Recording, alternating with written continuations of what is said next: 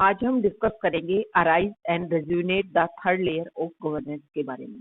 Third layer of governance मतलब 73rd और 74th जो कॉन्स्टिट्यूशनल अमेंडमेंट एक्ट हुए उसके थ्रू हमारे इंडिया में थर्ड लेयर ऑफ गवर्नेंस को इंक्लूड किया गया। मतलब जब हमारा कॉन्स्टिट्यूशन बना था उस समय थर्ड लेयर ऑफ गवर्नेंस के बारे में डायरेक्ट कोई रूल एंड रेगुलेशन नहीं बनाई गई थी। इस आर्टिकल के जो राइटर है वो है कमल हासन। तो उन्होंने वो देखो तमिलनाडु की पॉलिटिक्स से रिलेटेड है, तो उन्होंने ज्यादातर जो एग्जाम्पल दिए हैं वो तमिलनाडु से रिलेटेड दिए हैं। लेकिन हम डिस्कस करेंगे, एक ओवरव्यू देखने की कोशिश करेंगे कि थर्ड लेयर ऑफ गवर्नेंस क्यों जरूरत है और इसका हम कैसे बेहतरीन सोसाइटी के बेहतरी के लिए, सोसाइटी के ग्रोथ एंड डेवलपमेंट के लिए उसका यूज कर सकते हैं।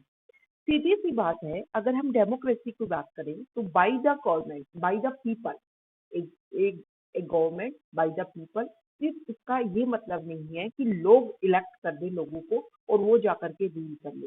ये मतलब नहीं होता है। मतलब होता है कि इलेक्शन के थ्रू आप लोगों ने जो जीत करके आए हैं उनको लोगों ने जिताया, पहली बात। दूसरा, जब भी पीपल्स की वॉइस की बात आए और जरूरत पड़े कि उनकी वॉइस उठनी चाहिए, उनकी वॉइस को सुनना चाहिए, तो ये होता है रियल में third layer of governance. Third layer of governance इसीलिए बनाई गई थी ताकि जो हमारे व्यूज है पीपल्स के उनको इंक्लूड किया जा सके, क्योंकि जो महात्मा गांधी जी है वो हमेशा से बोलते थे, the voice of the people is the voice of God, the voice of the panchayat is the voice of the people. मतलब जो लोगों की आवाज है वो ही पंचायत की आवाज होनी चाहिए और जो लोगों की आवाज है वो भगवान की आवाज है। मतलब इक्वल माना है वॉइस ऑफ गॉड के बराबर में वॉइस ऑफ पीपल को। तो इसी को ध्यान में रखते हुए पोस्ट इंडिपेंडेंस के बाद में 73rd और 74th कॉन्स्टिट्यूशनल अमेंडमेंट एक्ट के थ्रू गांवों में ग्राम पंचायत और शहरों में म्यूनिसिपैलिटीज को इंक्लूड किया गया। कुछ रूल्स एंड रेगुलेशंस उनको दिए गए। लेकिन इस आर्टिकल में पहले तो देखो हमारे हिस्ट्री में हमारे वैदिक एरा, वैदिक एरा, एंशिएंट मिडिवल इंडिया, इसके अलावा इंडिपेंडेंस से पहले का मतलब ब्रिटिश रूल के समय का जो टाइम था, उसके बाद में पोस्ट इंडिपेंडेंस, उन सब के बारे में बताया गया है कि कैसे हमारे इंडिया में हमेशा से एक हिस्ट्री, एक ट्रेडिशन रही है कि हमने लोगों की आवाज को हमेशा से सुना है। अगर हम वैदिक एरा की बात करें, इस आर्टिकल में देखो सिर्फ ओवरव्यू देने की कोशिश की गई है, लेकिन हम अच्छे से डिस्कस कर लेते हैं। अगर हम वैदिक एरा की बात करें तो ओल्ड जो संस्कृत डिस्क्रिप्शन है जिनमें एक वर्ड यूज किया जाता पंचायत, इसका मतलब होता था कि 5 लोगों का समूह, और उन 5 लोगों के समूह में एक स्पिरिचुअल मैन भी शामिल होता था। धीरे धीरे जो स्पिरिचुअल मैन का जो इंक्लूजन है इन ग्रुप में वो धीरे धीरे खत्म होता गया। इसके अलावा ऋग्वेदा में बार बार आपने नाम सुने होंगे, सभा, समिति, विधाता, ये सब जो है वो लोकल सेल्फ यूनिट्स के नाम होते थे। इन्हीं के थ्रू जो रूल्स एंड रेगुलेशन उनको चलाया जाता था। लोकल लेवल पे जो डेमोक्रेटिक बॉडीज जो होती थी वो किंग के द्वारा जो भी फंक्शन डिसीजन लिए जाते थे उन सबको अप्रूवल देने का काम करती थी। ये वैदिक एरा के बारे में देखा। अब हम एपिक एरा के बारे में डिस्कस कर लेते हैं। रामायण में administration was divided into 2 part, पुर एंड जनपद। सिटी और विलेजेस के लिए, सिटी के लिए पुर और गांव के लिए जनपद। पूरे स्टेट को इन भागों में बांटा जाता था, पुर एंड जनपद में। इसके अलावा कास्ट पंचायत भी होती थी। कास्ट पंचायत में जो जिस कास्ट की पंचायत होती थी उसमें एक व्यक्ति को इलेक्ट किया जाता था, और वो जो व्यक्ति होता था वो किंग्स की काउंसिल ऑफ मिनिस्टर का मेंबर भी हुआ करता था। जो self government of A village, ये सीधा सा एक एग्जाम्पल है शांति पर्व ऑफ द महाभारता। महाभारता में जो शांति पर्व होता था वो सेल्फ गवर्नमेंट का ही रूल है। मनुस्मृति में भी इसके बारे में बताया गया है। कौटिल्य का जो अर्थशास्त्र है उसमें भी सेल्फ गवर्नमेंट के बारे में बताया गया है। इसके अलावा महाभारत में ये बोला गया कि गांव के सबसे पहले जो गांव होता था उसका जो हेड होता था वो होता था ग्रामीण। 10 गांवों का जो हेड होता था वो होता दशक। इसके अलावा 20 गांवों का जो हेड होता था उसका अलग नाम होता था। जो 100 गांवों का जो मतलब हेड होता था उसका नाम, 20 गांवों के हेड का नाम होता था विंध्य अधिपति। 100 गांव के हेड का नाम होता था सतग्राम अध्यक्ष। और जो 1000 गांव का जो हेड होता था वो होता था सतग्रामपति। ये जो गांव होते थे, ये जो हेड होते थे, वो लोकल टैक्स को कलेक्शन का, और इसके अलावा उनके जो गांव है उनमें उनको डिफेंस करने के लिए इनका यूज किया जाता था। मतलब गांव की सिक्योरिटी को भी देखते थे और गांव में तो जो टैक्स है उसको कलेक्शन का भी काम करते थे। अब अगर हम एंशियंट पीरियड की बात करें तो मौर्यन और पोस्ट मौर्यन पीरियड में हेडमैन होता था, और जो हेडमैन है वो काउंसिल ऑफ एल्डर्स के द्वारा असिस्ट किया जाता था। गांव की लाइफ में इस हेडमैन का एक प्रोमिनेंट रोल होता था। इसके अलावा अगर हम बात करें तो देखो एंशियंट इंडिया में चोलाज में जो है वो भी उस समय भी लोकल बॉडीज को काफी, लोकल बॉडीज जो होती चोलाज में pioneer in the formation of local bodies. मतलब हमारे समय में अगर हम हिस्ट्री को देखते हुए आ रहे हैं तो एंशियंट समय से हमारे यहाँ पर लोकल सेल्फ गवर्नमेंट को काफी महत्व दिया जाता था। मिडिवल पीरियड की अगर हम बात करें तो दिल्ली सल्तनत, आपने सुना होगा सल्तनत पीरियड, उस समय जो सुल्तान ऑफ दिल्ली है उन्होंने अपने किंगडम को बांट रखा था विलायत में। अपने जो प्रोविंसेस मतलब पूरा किंग पूरा स्टेट उसको बांट रखा था विलायत में। और जो गांवों की जो गवर्नेंस होती थी उनको 3 इंपॉर्टेंट ऑफिशियल्स होते थे, वो उनको चलाते थे। एडमिनिस्ट्रेशन के लिए मुकदम होता था, रेवेन्यू के कलेक्शन के लिए पटवारी, और जो डिस्प्यूट जो हो जाते थे गांव में उनके सेटलमेंट के लिए चौधरी हुआ करता था।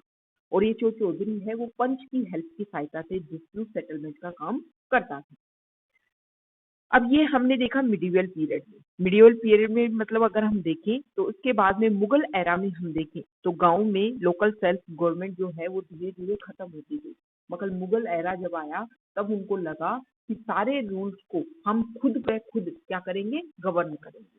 अब इसके बाद में मुगल पीरियड के बाद में आता है ब्रिटिश पीरियड। ब्रिटिशर्स ने भी स्टार्ट में कोशिश की कि सारे जो इंडिया है उसको हम खुद गवर्न करेंगे, लेकिन टाइम के साथ साथ जैसे जैसे उनका राज्य बढ़ता गया ये चीजें इम्पॉसिबल होती गई। तो ब्रिटिशर्स ने पावर शेयरिंग का काम करना स्टार्ट कर दिया। 1884 में उन्होंने मद्रास लोकल बोर्ड एक्ट पास किया। इसके अलावा जो स्मॉल टाउन्स और बिग सिटीज दोनों में ही उन्होंने यूनियंस बनाना स्टार्ट कर दी, और इन यूनियंस के जो मेंबर्स हैं उनको अपॉइंट कर दिया गया ताकि बेटर एडमिनिस्ट्रेशन इंश्योर किया जा सके। इसके अलावा सीधी सी अगर हम बात करें तो पॉजिटिव चेंजेस आए। ये जब ये एडमिनिस्ट्रेशन जब नियुक्त किया गया तो कुछ पॉजिटिव चेंजेस आए बेसिक पैरामीटर्स में, जैसे हेल्थ और हाइजीन, इनमें अच्छा इंप्रूवमेंट देखने को मिला। ग्राम पंचायत जो लॉज है वो 1920 में आई, और इस लॉज में डिस्कस किया गया कि 25 साल से ऊपर के जो लोग हैं वो क्या कर सकते हैं, राइट टू वोट कर सकते हैं और पंचायत मेंबर्स को चुन भी सकते हैं। अब हम जब आजाद हो गए तो गांधी जी का तो देखो हमेशा से इस चीज के ऊपर फोकस रहा था कि उन्होंने हमेशा इस चीज को माना था कि जो ऑटोनोमस रूल्ड विलेज हैं उनकी काफी इंपॉर्टेंस है। इसी आइडिया को कॉन्स्टिट्यूशनल रिकॉग्निशन मिला 1992 में। 1992 में 73rd अमेंडमेंट के तहत पंचायती राज लॉ आया, और 74th अमेंडमेंट एक्ट के तहत म्यूनिसिपैलिटीज के लिए लॉ आया। ये जो लॉ है उनमें मैसिव टर्निंग पॉइंट हुआ इन लॉ के आने से। बहुत सारी चीजें हुई, जैसे ग्राम सभा का इनिशिएशन हुआ, 3 tier Panchayati Raj methodology of governance आई, reservation for the downtrodden and women. देखो जब हमने एनसेट हिस्ट्री की बात की तो हमने ग्राम सभा देखी, लोगों का इंक्लूजन देखा, लोकल लेवल पर गवर्नमेंट देखी, लेकिन उस समय सबसे बड़ी कमी ये थी कि वीमेन का जो है वो ज्यादा उसमें पार्टिसिपेशन नहीं था। लेकिन जैसे ही 1992 में ये अमेंडमेंट हुए तो वीमेन का जो पार्टिसिपेशन है वो भी देखा गया, उसके लिए रिजर्वेशन भी रखा गया। इसके अलावा consistency in economic development, local body election once in 5 years, the formation of the state election commission, finance commission, and the power to draft the rules and responsibilities of the panchayat। मतलब ये सारी चीजें changes हुई 73rd amendment act in 1990। अब अगर हम देखें इसके अलावा बहुत सारी चीजें जो है वो और ज्यादा अच्छी चीजें मिली, जैसे जो रीजन्स हैं उनको बेटर इक्विप्ड बेसिक फैसिलिटीज, क्योंकि जब गांव में जब खुद का सेल्फ गवर्नमेंट आया, जब खुद की बॉडी बनी तो उनमें जो वहां पर जो परेशानियां थी उनको ज्यादा अच्छे से सोल्व किया जाने लगा। कॉरपोरेशन के नाम पर एडमिनिस्ट्रेशन जो है वो लोगों के पास में ट्रांसफर कर दिया गया। पॉलिटिशियंस और जो लोग हैं उनके बीच में जो पीपल है वो एक तरीके से अपनी बात को रखने लगे। अब ये देखो गांधी जी का हमेशा ड्रीम था कि लोकल सेल्फ गवर्नमेंट होनी चाहिए और इसको स्टार्ट कर दिया गया। अब इसमें जो राइटर है वो धीरे धीरे पहले तो तमिलनाडु की केस स्टडी के बारे में बात करेंगे कि तमिलनाडु में किस तरीके से होता है। तमिलनाडु में देखो वैसे तो जो ये लोकल सेल्फ गवर्नमेंट होती है इनकी 5 साल में चुनाव होते हैं और इसके अलावा जो ग्राम सभा है उसकी 1 साल में 4 बार मीटिंग होती है, लेकिन अगर आवश्यक हो तो 4 बार से ज्यादा भी मीटिंग हो सकती है। ये जो ग्राम सभा है वो इनको इक्वल राइट दिए गए हैं, कोई भी डिसेप्शन हो कोई भी प्रॉब्लम हो तो उनको सोल्व करने का इनको अधिकार है। ये फाइनेंशियल स्टेटमेंट को रीड आउट कर सकते हैं। इसके अलावा ट्रांसपेरेंसी को बैलेंस शीट को मेंटेन करना इनका मेन काम है। कोई भी डिसीजन की अगर बात कही जाए तो ग्राम सभा में की जब मीटिंग होती है तो उसकी प्रॉब्लम का सॉल्यूशन उसमें ग्राम सभा जो है वो पोटेंट एंड पावरफुल भी है। ये मतलब इस तरीके के रूल्स एंड रेगुलेशन दिए गए हैं ग्राम सभा से रिलेटेड। लेकिन अगर हम तमिलनाडु की केस स्टडी की बात करें तो तमिलनाडु में जो गवर्नमेंट है उसने 8 लेन हाईवे प्रोजेक्ट पास कर दिए, बहुत सारे हाइड्रोकार्बन प्रोजेक्ट पास कर दिए। और उन्होंने जब ये केसेस चल रहे थे, जब ये इस तरीके के प्रोजेक्ट पास कर रहे थे तो उन्होंने बोला था कि हम लोगों का साथ लेंगे, लोगों की आवाज को बुलंद करेंगे। लेकिन ऐसा कुछ भी नहीं हुआ। जब क्या होता है ऐसे प्रोजेक्ट जब पास होते हैं तो उन लोकल लोगों को जो रिप्रेजेंट कर देता है सिर्फ उसकी कंसेंट ले ली जाती है, जो स्पेशली पर्सन टू पर्सन जो उनकी आवाज है उसको नहीं सुना जाता है। तो ये बहुत बड़ी प्रॉब्लम है। इसके अलावा और भी चीजें कंसर्न है, जैसे मान लो आपके स्टेट में पार्टी किसी और की है और आपके वहां पर जो लोकल गवर्नमेंट है, जैसे आपको म्यूनिसिपैलिटी में जो गवर्नमेंट है वो किसी और का हेड बन जाता है, तो उस गवर्नमेंट के हेड के रूप में स्टेट का जो रिप्रेजेंटेटिव उसके बीच में और जो लोकल सेल्फ गवर्नमेंट है उसके बीच में हमेशा एक टक्कर चलती रहती है। किसी भी जो प्रॉब्लम है उनको कभी भी इक्वलिटी नहीं किया जाता, जो भी प्रॉब्लम है उसमें एक दूसरे की खींचातान ही चलती रहेगी। और भी बहुत सारी प्रॉब्लम्स हैं, जैसे 5 साल में चुनाव होने वाले होते हैं, लेकिन कभी कभी ऐसा होता है कि 5 साल में जो चुनाव होने वाले हैं उनको लंबा खींच दिया जाता है।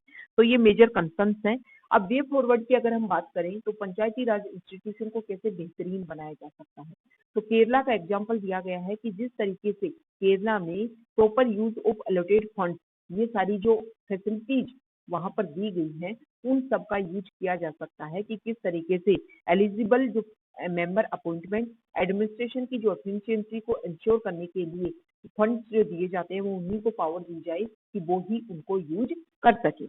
इसके अलावा जो ग्राम सभा है और इस सिटीज में जो समाज है उनको क्या दिया जाए, उनको स्ट्रेंथन किया जाए। जो वार्ड कमेटीज हैं उनको बनाया जाए। पंचायती मीटिंग ऑनलाइन पंचायत मीटिंग हो, इस समय कोरोना पेंडेमिक चल रहा है लेकिन मीटिंग होनी चाहिए, चाहे वो ऑनलाइन हो। इसके अलावा जो पंचायत के चीफ हैं उनको डिसेंट रेम्युनरेशन दिया जाना चाहिए। जो काउंसलर्स हैं उनको ढंग का पैसा मिलना चाहिए, तो ताकि उनके ऊपर जिम्मेदारी आए तो वो काम ढंग से करेंगे, ना तो सिर्फ कागजों में दिखाया जाएगा कि ग्राम सभा की मीटिंग हो चुकी है। कंक्लूजन की अगर बात करें तो इस आर्टिकल में ये बोला गया है कि कॉन्स्टिट्यूशन में जो लोकल बॉडी का बात की गई है उसमें सिर्फ इलेक्शन करवाने से कुछ नहीं होता कि 5 साल में आप इलेक्शन करवा दो।